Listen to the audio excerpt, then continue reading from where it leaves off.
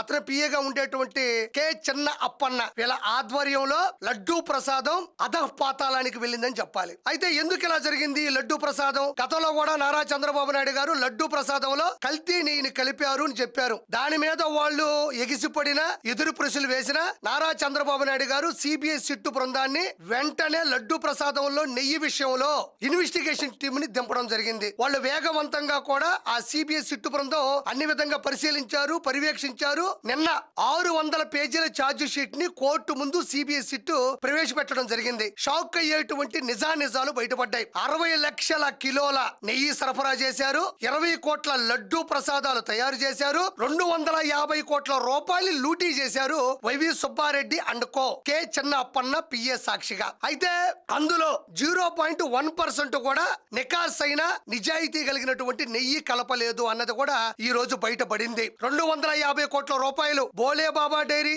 AR dairy, ఈ డైరీల సాక్షిగా వీళ్ళందరూ కలిపి కొట్టేటువంటి ఈ విషయం కూడా ఈ రోజు వెల్లడించడం కూడా జరిగింది. అయితే పవిత్రమైన శ్రీవారి దేవాలయం దగ్గర హిందువుల యొక్క మనోభావాలను దెబ్బతీసే విధంగా కూడా వీళ్ళు ఏమాత్రం కనికరం లేకుండా, ఆ కలియుగ దైవం మీద ఏమాత్రం ప్రేమ లేకుండా వీళ్ళు చేసినటువంటి ఈ పనిని చూసి ఈరోజు ప్రపంచవ్యాప్తంగా ఉండేటువంటి శ్రీవారి భక్తులందరూ కూడా ఉమ్మివేస్తున్నారన్నది నిజం. అంటే వీళ్ళు పూర్తి స్థాయిలో దేవుని మీద ప్రేమని పక్కన పెట్టి వ్యాపారాత్మకంగా, వాణిజ్యాత్మకంగా వీళ్ళు చేసినటువంటి ఈ దుష్ట చర్యలు అనేటివి ప్రతి ఒక్కరూ కూడా నిలదీస్తున్నారు.